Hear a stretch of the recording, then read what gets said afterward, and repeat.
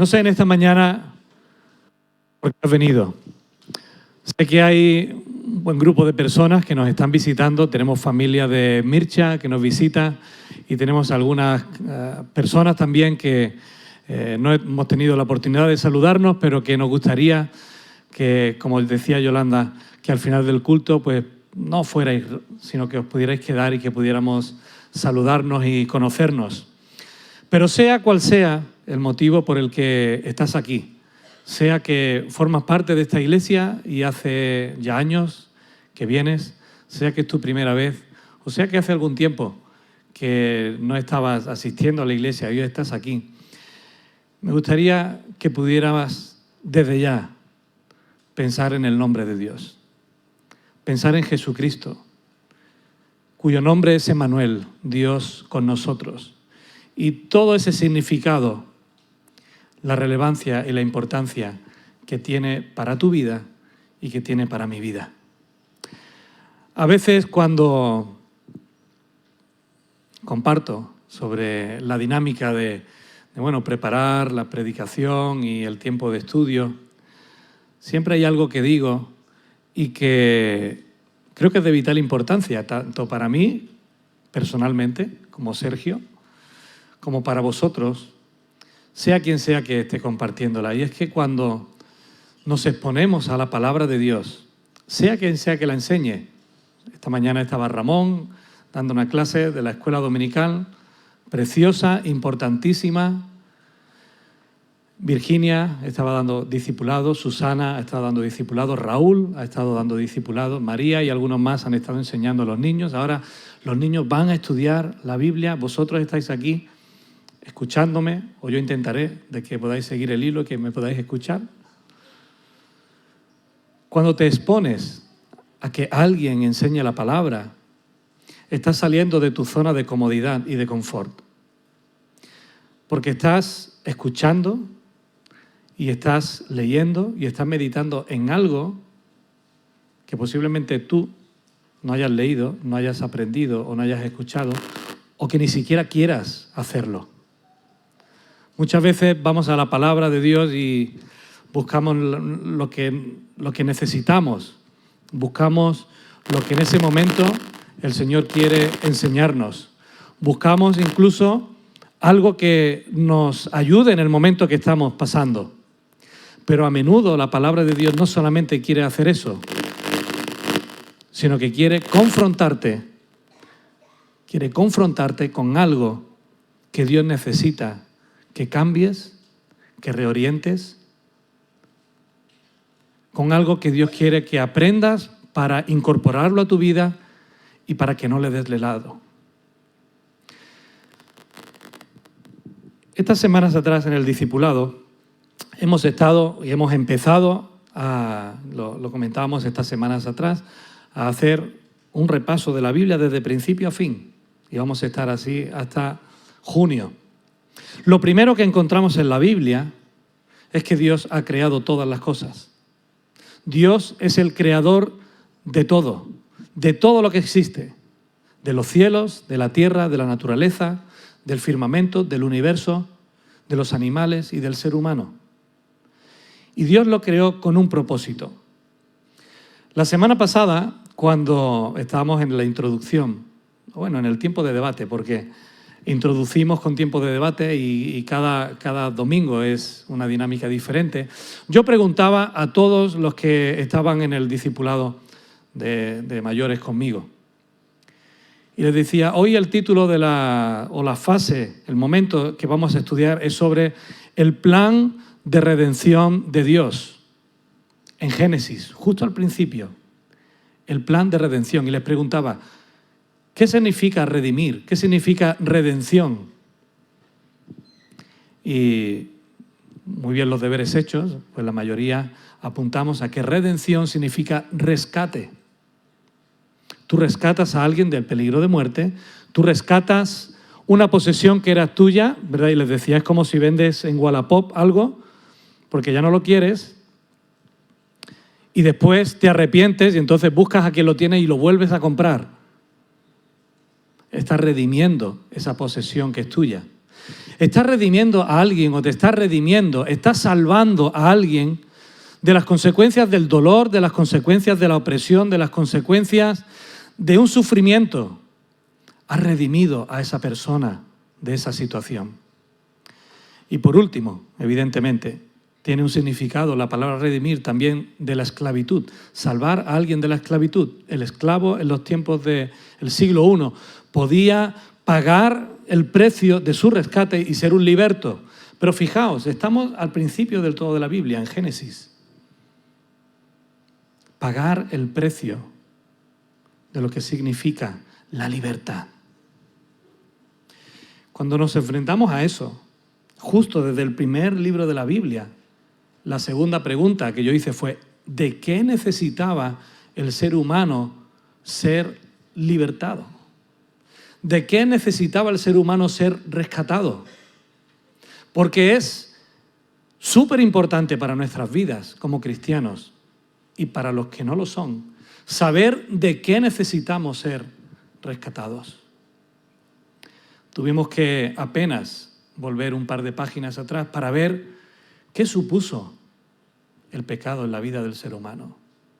Y después voy a profundizar en la palabra pecado, pero esa imagen que todos tenemos de Adán y Eva desobedeciendo a Dios, fijaos las consecuencias que se leen o que podemos leer en Génesis 3, y os invito a que durante la semana podáis ir a ello. En Génesis 3 se narra cómo ese acto de rebelión y de desobediencia causó la ruptura, destrozó por completo la relación que el ser humano tenía con Dios. Dice Génesis que Dios se paseaba por el Edén y que el ser humano tenía una relación íntima y directa con él, y a partir de ese momento esa relación se rompe.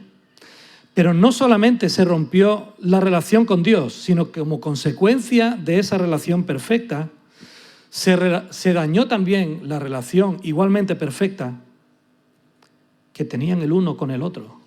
Adán y Eva se nos muestran como una creación de Dios a su imagen y semejanza, creados en igualdad de condiciones, creados en igualdad de derechos, creados en igualdad de responsabilidades, sin importar el género. Y lo que se daña precisamente es esa confianza mutua, esa transparencia mutua y esa igualdad entre hombre y mujer. A partir de entonces empezarán a sufrir las consecuencias de lo que significa una humanidad vivida fuera del plano de Dios. Además, se rompió la relación perfecta que el ser humano tenía con su entorno, con el medio ambiente, con la naturaleza. A partir de ahora, dijo Dios, ya no disfrutarás del Edén, sino que saldrás fuera y tendrás que trabajar la tierra, y la tierra va a producir espinos, va a producir malo. Y a partir de ahora, curioso que aparece la palabra pan, tendrás que alimentarte el pan del sudor de tu frente. Algún día alguien me explicará como que ya el ser humano sabía acerca del pan.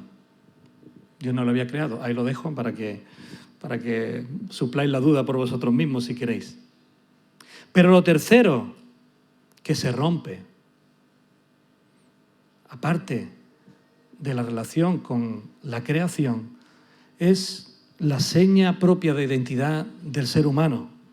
Se estropea su identidad, su modo de vida y su percepción de sí mismo como fruto del pecado. Fijaos, el ser humano empieza a vivir en culpa, el ser humano empieza a vivir en vergüenza, el ser humano empieza a no asumir las consecuencias de su responsabilidad y empieza a echarle la culpa al otro. Eva dice, Señor, este hombre, la serpiente me ha engañado. Y el hombre dice, esta mujer que me has dado ha sido la culpable, ¿verdad? Empiezan a evadir su responsabilidad directa y personal delante de Dios. Y eso hasta el día de hoy. Se estropeó y existe hasta el día de hoy una falta de relación del ser humano con Dios. Y lo que es más trágico en toda la historia del Génesis y en toda la historia desde entonces hasta hoy, es que entra en juego la muerte física y la muerte espiritual. ¿Cuál es el panorama del ser humano hoy? Pues me atrevo a decir que es el mismo. Es más, las consecuencias van viviéndose de una manera mucho más empeorada, si cabe, desde entonces. Hay dos términos, como he adelantado antes, que me gustaría que pudiéramos diferenciar en este momento. Y no sé si alguna vez habéis pensado en ello, pero es el término pecado, ¿vale? Ahora no estoy siendo andaluz, estoy siendo castellano. Pecado, en singular, y pecados, en plural. ¿Pensáis que hay diferencia entre el término pecado y el término pecados?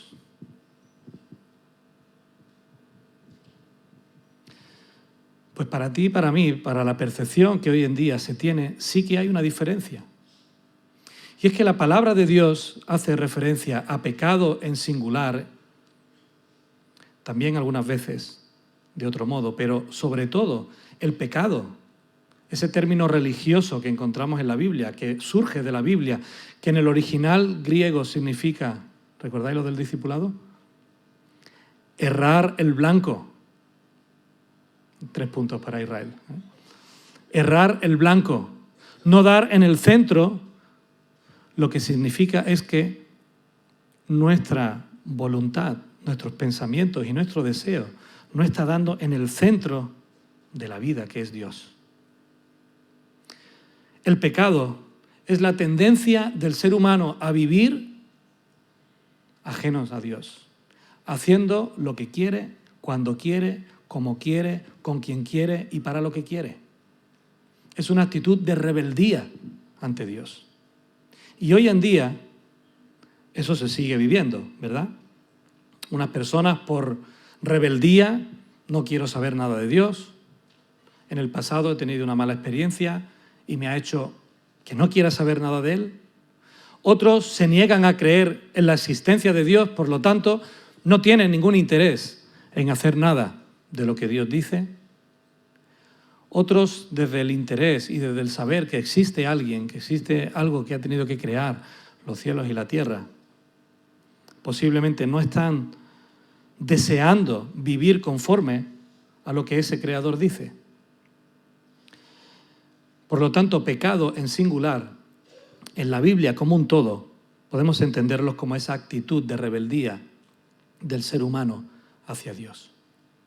Pero tenemos el término pecados, jamartía, tanto en uno como en otro, que lo que significa o lo que podemos entender por pecados son todas y cada una de esas pequeñas y grandes acciones que cada día tú y yo hacemos que desagradan a Dios.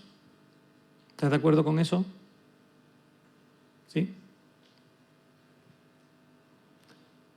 Esos pecados, esas acciones de no cumplir los mandamientos, los consejos, los preceptos, los requerimientos de Dios, también causan lo mismo, que nuestras relaciones se manchen, que nuestras relaciones se distorsionen, que nuestra relación con Dios se enfríe, que nos apartemos, e incluso podemos cometer cosas que desagradan a Dios y que afecten a la propia naturaleza. Incluso podemos cometer cosas que a Dios desagradan y que nos dañan a nosotros mismos, ¿cierto? Pues mirad, la realidad de lo que la palabra de Dios dice en cuanto a si necesitamos ser salvados de algo o no, es un mensaje totalmente contracorriente hoy en día. Y posiblemente estés aquí y a partir de ahora te empiecen a chirriar los dientes, te empieces a sentir incómodo en tu asiento, empieces a posiblemente desconectar porque dices, bueno, ya está. Y es la palabra juicio. No puede haber redención, no puede haber salvación si no hay de qué ser salvados. Y fijaos, la palabra de Dios nos muestra, y Jesucristo mismo, a la hora de enseñar en su tiempo y a la hora de enseñarnos a nosotros acerca del destino eterno del ser humano, de esa muerte física y esa muerte espiritual, él usa varias imágenes que apuntan a lo que ocurrirá un día en tu vida y en la mía. Dice la palabra de Dios que todos nosotros compareceremos ante el tribunal de Cristo. Él será el juez. Y Él juzgará la obra de unos y de otros. Y para mostrarnos esa realidad, cuenta un montón de parábolas. Cuenta una parábola donde dice que en aquel día las naciones se presentarán delante de Dios y Dios separará unas a otras como el pastor separa las ovejas de los cabritos. También dice que el reino de los cielos es como una red que es echada y que coge a toda clase de peces que son traídos, y que cuando los peces son traídos a orilla son separados los buenos de los malos, los que son para comer de los que no son para comer. También habla acerca de que un día Dios va a separar el trigo y la cizaña que hay entre su pueblo. También dice que un día será separado el árbol que da buen fruto del árbol que da mal fruto. Se nos avisa de que llegará un día donde el Señor venga y tomará para sí al siervo justo y fiel y despreciará al siervo insensato. Y en una de sus últimas enseñanzas dice que separará a los justos de los malos. La pregunta clave para nosotros, para ti y para mí en esta mañana, aquí, a día 6 de octubre, 2019, Pablo Neruda 32. Entonces, si Dios nos dice que Él ha hecho un plan para salvarnos, para redimirnos de ese juicio que Él va a emitir, la pregunta clave es, ¿quién entonces puede salvarse? ¿Quién puede salvarse? Esa pregunta se la hicieron los discípulos a Jesús. Entonces, ¿quién puede salvarse? Me gustaría que fuéramos a Marcos, al Evangelio de Marcos, al capítulo 10. Los versículos 17 en adelante.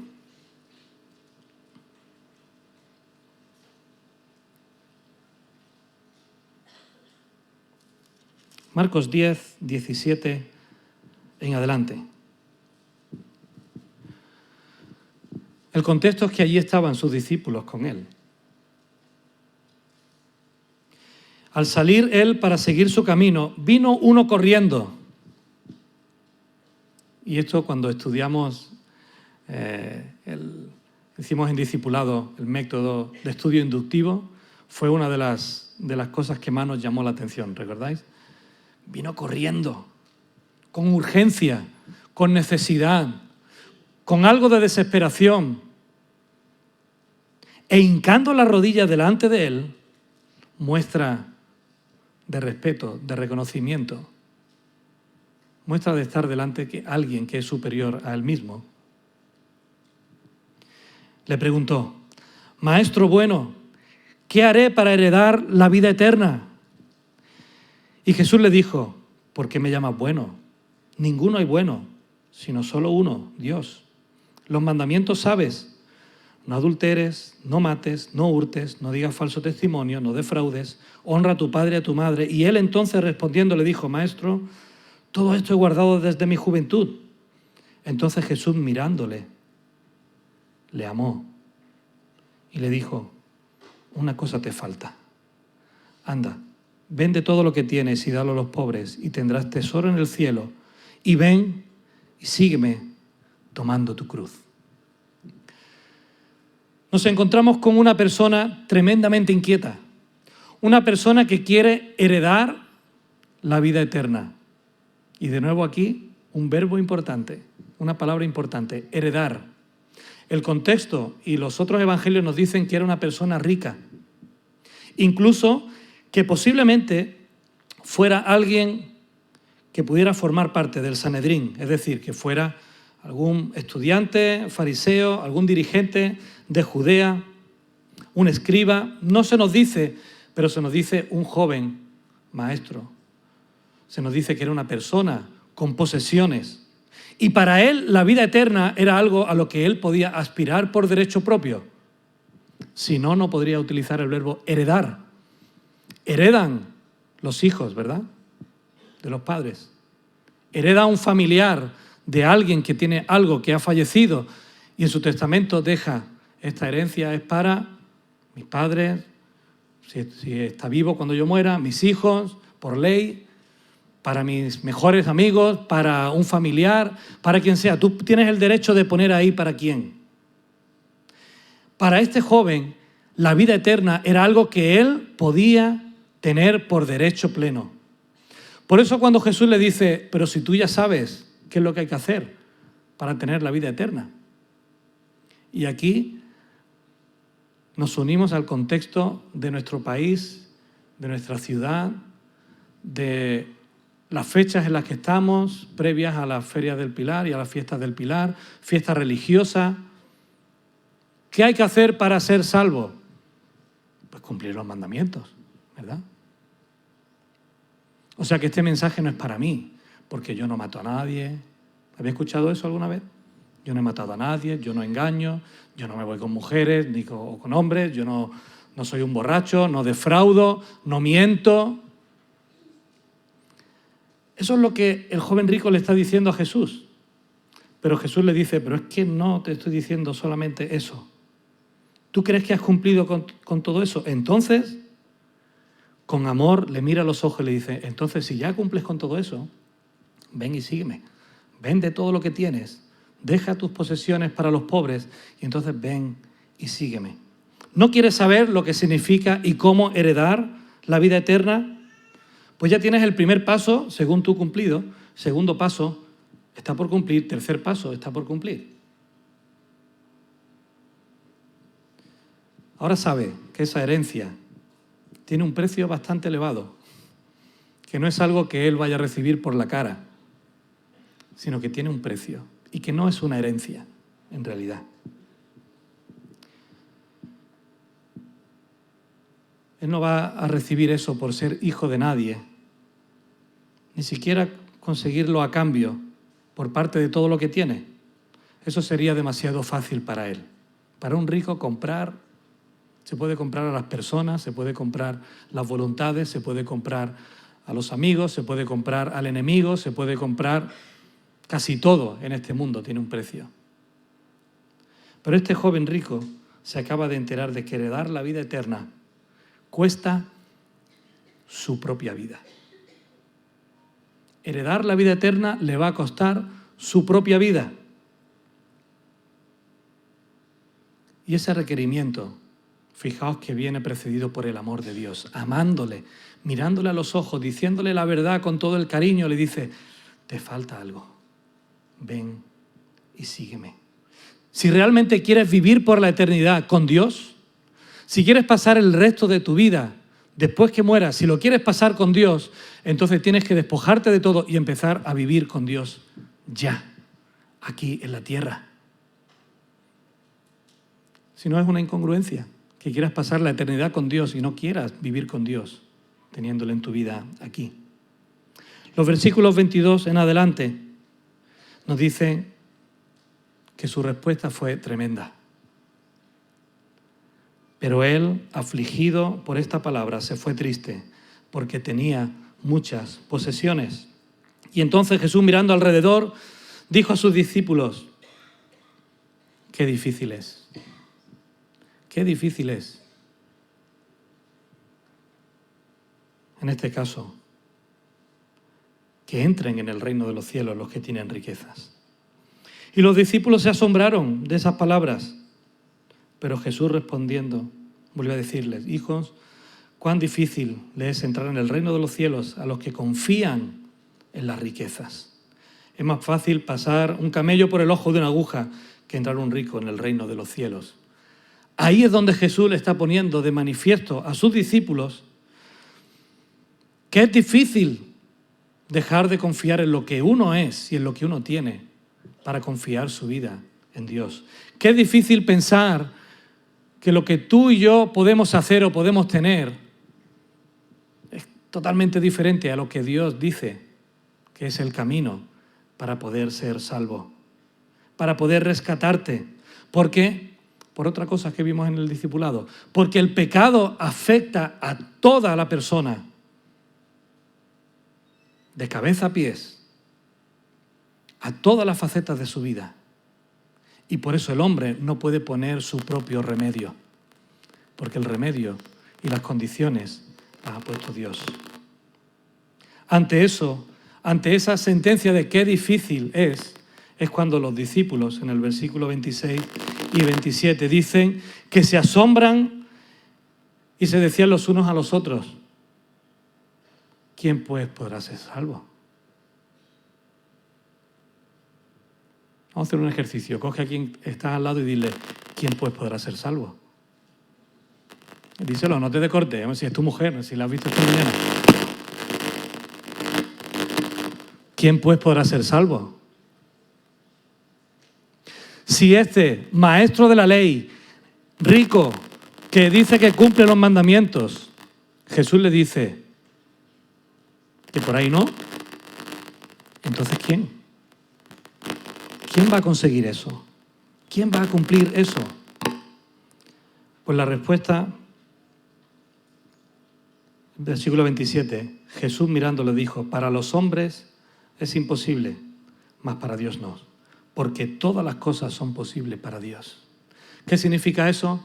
Que no hay nada que tú y yo podamos hacer para ser salvos, que no hay nada que tú y yo podamos pagar para ser salvos, que no hay nada que tú y yo podamos decirle a Dios: mira lo bueno que he hecho para ser salvo. Hay un requerimiento que lo pone Dios, porque para Él no es imposible, porque Él es quien ha puesto la condición y Él ha puesto el pacto para saber qué hemos de hacer, cómo hemos de vivir y cuál es el requerimiento. El versículo 28 nos aproxima a eso. Señor, le dice Pedro, he aquí que todos nosotros lo hemos dejado todo y te hemos seguido. Fijaos lo fácil que fue para los discípulos. Jesús se encontró con ellos y les dijo: sígueme, seguidme. ¿Y ellos qué hicieron? Le siguieron. Entendieron que Jesús tenía algo que podía darles. Entendieron que Jesús tenía algo que podía dar sentido a sus vidas. Entendieron que Jesús podía hacer algo en sus vidas que marcara un antes y un después en su existencia. Pero no solamente a ellos. Incluso a gente que Jesús no le dijo: sígueme, su actitud fue la de seguirles. ¿Recordáis al endemoniado gadareno?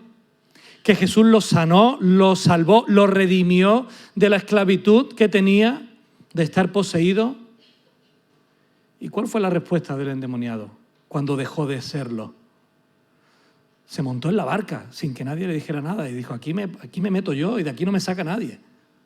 Yo me quiero ir con Jesús donde Él esté. Y Jesús le dijo: mejor que eso, ve a los tuyos, ve a tu familia y dile cuán grandes cosas ha hecho el Señor contigo. El ciego Bartimeo también estaba esperando una actuación de Dios. Y cuando Jesús actuó en su vida y le sanó su ceguera, le redimió del dolor, de esa limitación física, Bartimeo se fue al camino con ellos. Y dice, y desde entonces empezó a seguir a Jesús. A este Jesús, por algún motivo, sí le dijo: vente con nosotros, quédate con nosotros, sé uno más. ¿Y qué nos pasa a nosotros? ¿Qué te pasa a ti o qué me pasa a mí? ¿Estás siguiendo a Jesús?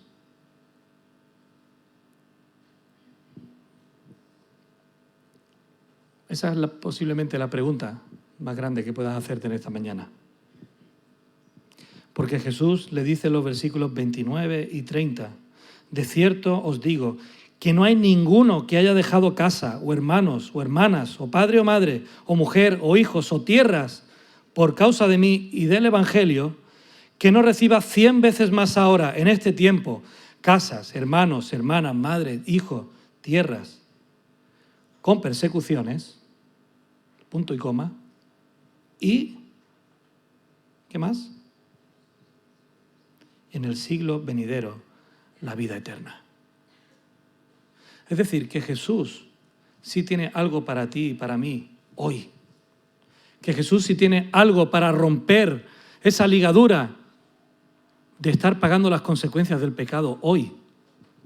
Librarte de tu culpa, librarte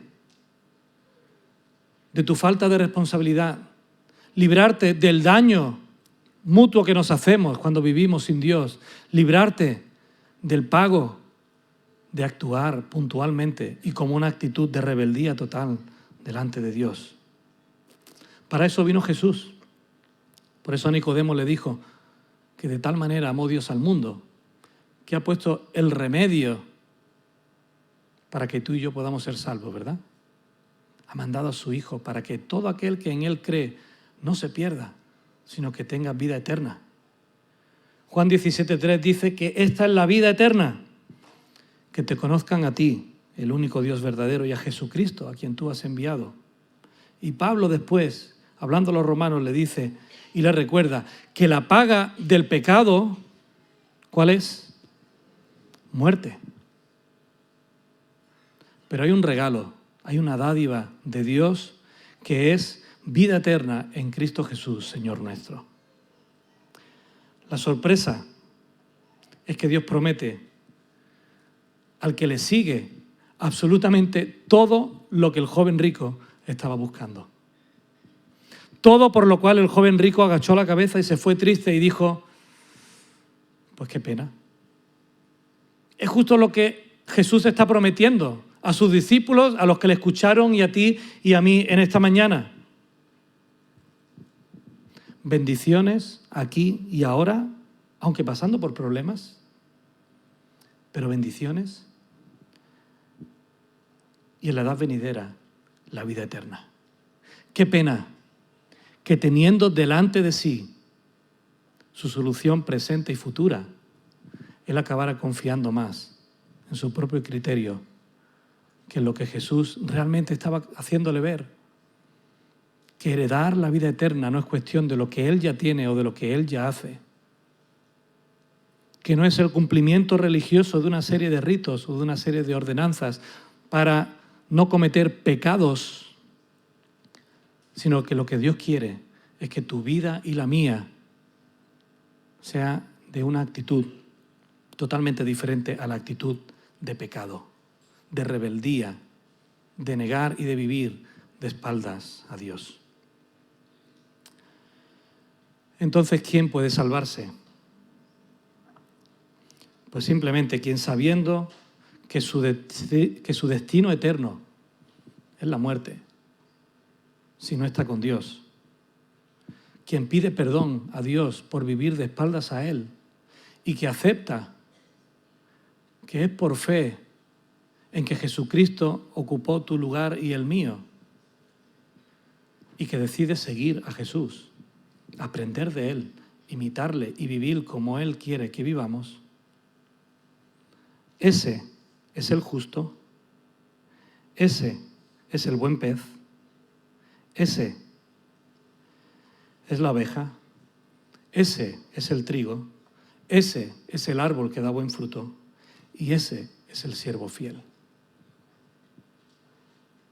Tu destino y el mío pueden ser totalmente diferentes a partir del momento que reconocemos que no es por nosotros, sino que es por Él. Que Él ha sido quien ha puesto la solución a nuestra rebeldía como humanidad, a nuestra rebeldía como sociedad, a nuestra rebeldía con tu nombre y con el mío, con tu apellido y con el mío. Me gustaría pedirle a Raúl, está por aquí, y a Jorge, ¿dónde está Jorge? Demasiado para atrás te ha sido, que puedan pasar aquí delante.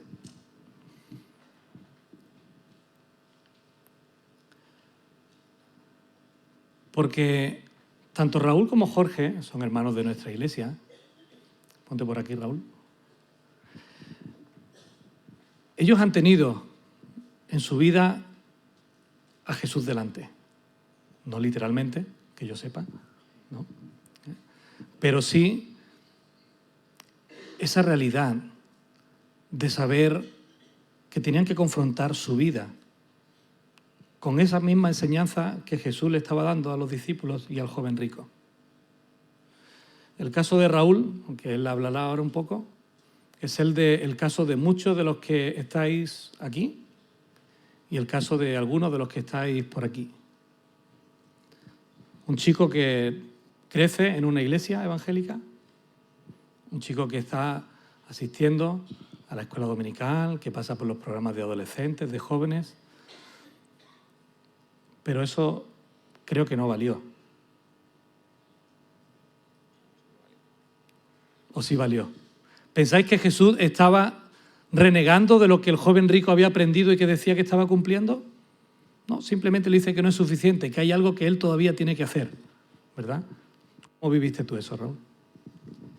Bueno, pues yo, bueno, ya lo ha dicho Sergio, ¿no? Yo desde pequeño fui educado en el Evangelio, a mí me hablaban de Dios. Yo creo que si me hubieran preguntado a los 3 años, ¿tú crees en Dios? Yo, pues sí. ¿A los 10 crees en Dios? Sí. ¿A los 15 crees en Dios? Sí. Yo siempre he creído en Dios. Yo nunca me he planteado que Dios... Bueno, a veces tienes dudas, ¿no? Pues será verdad, no será verdad, pero básicamente yo siempre he creído en Dios. Yo conocía desde bien pequeñito el concepto de pecado, de juicio. Yo sabía todo lo que tenía que hacer. Y me acuerdo cuando tenía unos 16 años aproximadamente que en mi iglesia hubo bautismos, ¿no? Y algunos amigos míos, pues, que iban conmigo en el grupo de jóvenes, y pues se bautizaban y yo no. Y entonces, ¿y por qué? Y yo era como que me faltaba algo. Yo siempre he tenido una mente muy racional y yo digo, sí, yo creo... Y además había a mí una cosa que seguro que a vosotros no sé si os pasa, pero a mí había una cosa que me daba mucha rabia. En el instituto, cuando yo decía que era cristiano, porque yo a veces me daba un poco de vergüenza, pero al final siempre se acababan enterando, y cuando yo decía que yo creía en Dios y que iba a una iglesia y tal, a mí una cosa que me daba mucha rabia era que me decían, sí, pero, a ver, tú eres cristiano porque tus padres son cristianos. Si tú hubieras nacido en Marruecos, tú serías musulmán. Y yo decía, me cago en la mar, pues no. Pero yo tenía como ese rollo, ¿no? Decía, pues, oye, igual sí. Igual yo lo que sé es porque me lo han enseñado. Esto no es la fe de Raúl, esto es la fe que a mí me han metido. Y entonces empecé como una etapa de una búsqueda. Aún no existía Google ni nada de esto. Entonces era una búsqueda un poco light. Pero yo busqué como en otras religiones, a ver lo que decía el Islam, lo que decía el judaísmo, los testigos de Jehová. Y en mi mente yo seguía afirmado en lo mío. Yo creo en Dios, creo en todo lo que me han enseñado mis padres. Pero llegó un momento en que en algún momento entre los 16 y los 18 años, esa convicción intelectual pasó a ser la fe de Raúl. Ya no era algo que me habían metido mis padres, que me habían metido en la iglesia, sino que yo estaba cada vez más convencido de ello. Pero tampoco era suficiente.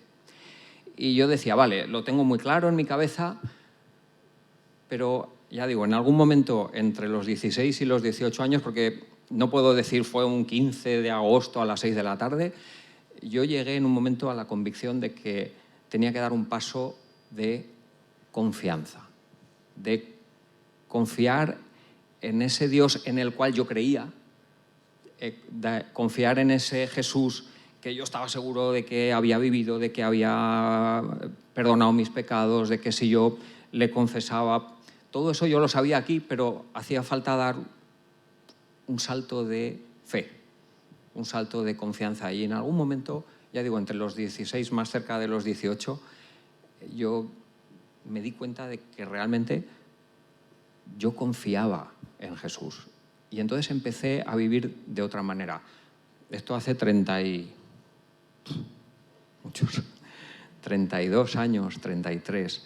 Y desde entonces he seguido aprendiendo un montón de cosas. El Señor me ha mostrado muchas maneras en las que tengo que confiar, tengo que dejar muchas cosas. No puedo yo no controlo el coche constantemente. Muchas cosas que se me escapan. Sigo teniendo dudas. Antes tenía más, ahora tengo menos, pero a lo mejor las que tengo ahora son más profundas. Pero mi experiencia ha sido algo así, ¿no? Es cómo pasar de una convicción intelectual, cómo pasé a poner mi confianza en aquel Dios en el que yo ya creía, pero en el que todavía no confiaba. Y no sé si es... Y lo que hablábamos antes, ¿cómo evalúas tú que en todo eso te ha ayudado el estar en un entorno cristiano, asistiendo a iglesias desde pequeño, conociendo? Porque a veces podemos pensar de que eso no sirve para nada. Hace no mucho, con un chaval también de una iglesia, hijo de creyente, él me decía, me hacía precisamente esa misma pregunta que tú te hacías, ¿no? Bueno, ¿y por qué yo he nacido en un entorno cristiano y otras personas no? Creo que eso es una respuesta de Dios a la fidelidad de tus padres, que Él cuidaría de ti, que Él le bendeciría a Él y a su descendencia. Pero en medio de eso siempre decimos que el Señor no tiene nietos, ¿verdad? Que tiene hijos. ¿Cómo te ayudó a ti ese tiempo desde pequeño en la escuela dominical, en estudiar la Biblia? Bueno, yo creo que simplemente porque me fui llenando de conocimiento de Dios. Digamos que yo en mi bagaje intelectual, en todas las cosas que yo conocía acerca de Dios, yo fui entendiendo y aprendiendo y comprendiendo muchas cosas de Dios. Y todo eso, digamos que cristalizó en el momento en que yo decidí poner mi confianza en Dios. No sé, quizá por eso a lo mejor luego mi evolución como cristiano pues quizá ha sido más rápida.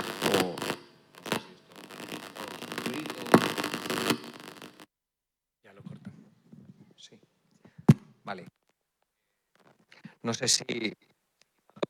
Yo estoy convencido...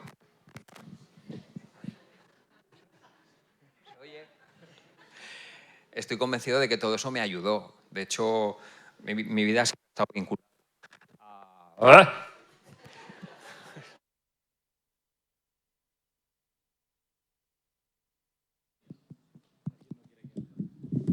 Bueno, esto es la vida cristiana también, ir probando cosas. Pones tu confianza en cosas que luego te fallan y pones tu confianza en el Señor y Él no te falla, ¿no? Entonces al final vas aprendiendo. Creo que este micrófono es el mío. Bien, no sé si respondo a tu pregunta o con tanta interferencia, no sé si os ha quedado claro. Creo que sí. Jorge, sin embargo, se bautizó hace apenas 2 añitos y poco. Hablando con él esta semana, él me decía, yo desde pequeño tenía temor de Dios. He nacido en un país cristiano, en entorno cristiano. Ahora nos dirás qué país tan maravilloso es ese.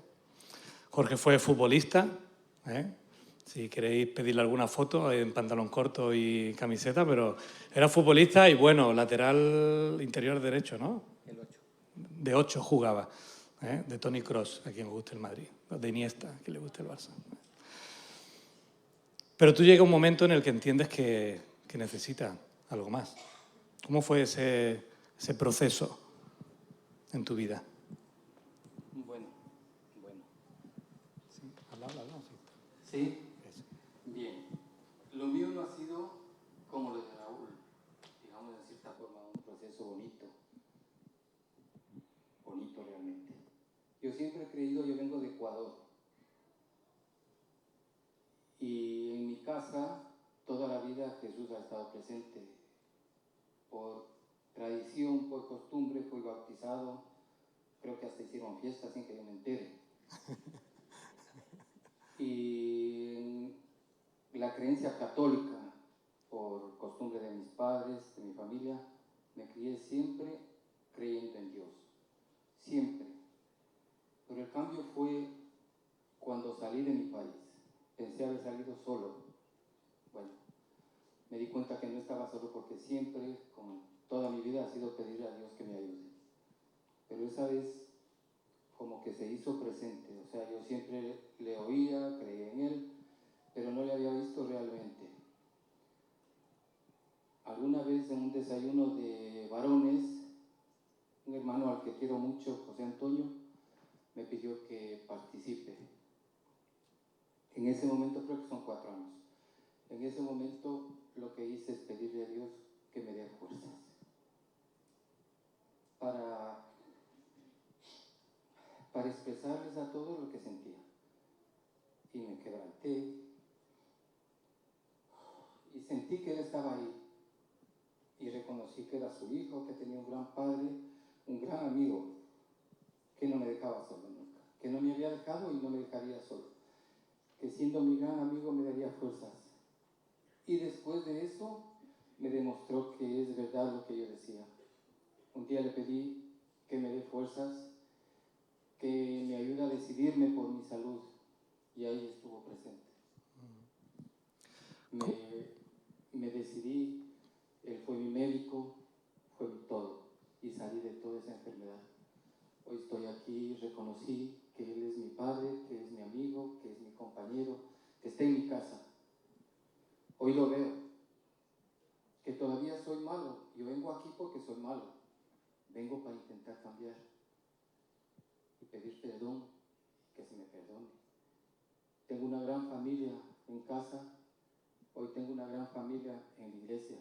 Es mi familia y me siento bendecido por eso. No sé, esa es mi experiencia, mi transformación, digamos. ¿Cómo ha cambiado en tu propia vida el hecho de entender que Jesús no era alguien lejano, abstracto, al hecho de saber que tú ahora estás siguiéndole a su lado? ¿Cómo ha cambiado eso en ti como persona? Mucho. Me ha cambiado realmente. Quien me conocía, quien me conoce ahora, me ha cambiado en mi forma de ser, en darme calma, darme paciencia, lo que antes no era así. Siempre está Él de por medio. Le pido que me ayude, claro. Hay veces que se descuida y me descontrolo, pero sé que Él está ahí y que me recupera y sigo adelante. Tanto uno como otro, ¿estáis de acuerdo en que seguir a Jesús no es solamente una bendición, sino que también hay dificultad en medio? Sí. Sí, porque yo creo que, por lo menos en mi caso, ¿no? Cuanto más conoces al Señor, más te das cuenta de lo que Él ha hecho por ti, más te das cuenta del trabajo que queda por hacer, te das cuenta de la magnitud de la misión y te sientes cada vez más pequeño, ¿no? Y cada vez más, yo por lo menos, cuanto más conozco, digo, ¡puf!, lo que me queda, ¿no? No es que cada vez me vea más perfecto, sino que cada vez me doy cuenta de lo que más, de que me falta más, ¿no? Yo creo que esto ha ido generando en mí a lo largo de los años un sentimiento como de humildad. Fíjate, en vez de decir, como ahora llevo 30 años de cristiano, ahora soy mejor, yo creo que ahora me siento más pequeño que a los 18 cuando me bauticé. Es mi experiencia. Yo me bauticé hace 2 años, ¿no? El 11 de junio exactamente. Venía de una operación de rodilla. Me acuerdo el pastor Elías dijo que postergaría el bautizo por mi situación y le dije que no, que llegaría aunque sea de rodillas. Y así llegué. Y llegué. La verdad es que quería pues, hacerlo de esta manera práctica, no solamente para conocernos mejor, sino también porque la palabra de Dios nos muestra que no hay un único patrón a la hora de acercarse a Él. El Señor se ha revelado desde pequeño a mucha gente, el Señor se ha revelado de mayor a mucha gente, pero el denominador común es precisamente sentir y saberse necesitado de Dios para esta vida y para la venidera. Quiero daros muchas gracias y quiero darle las gracias no solamente por estar aquí, sino porque para mí como pastor son una ayuda y un ejemplo, cada uno en rangos totalmente diferentes. Así que a Raúl le podéis ver preguntando a la gente, saludándoos, le podéis ver enseñando, le podéis ver orando por la marcha de la Iglesia, le podéis ver proyectando y planificando por el futuro de la Iglesia. A Jorge le podéis ver en cualquier fiesta. Se perdió lo del bautizo cuando era pequeño y ahora no se quiere perder ninguna más. Pero le vais a ver sirviendo. Así que los que os quedéis a comer hoy, allí estará Jorge. Y gracias por querer estar aquí y cambiar el sótano por aquí, por compartirnos un poquito más de tu vida. Muchísimas gracias a los dos. Gracias, podéis sentaros. Sí, dale un aplauso, que no es fácil estar aquí delante.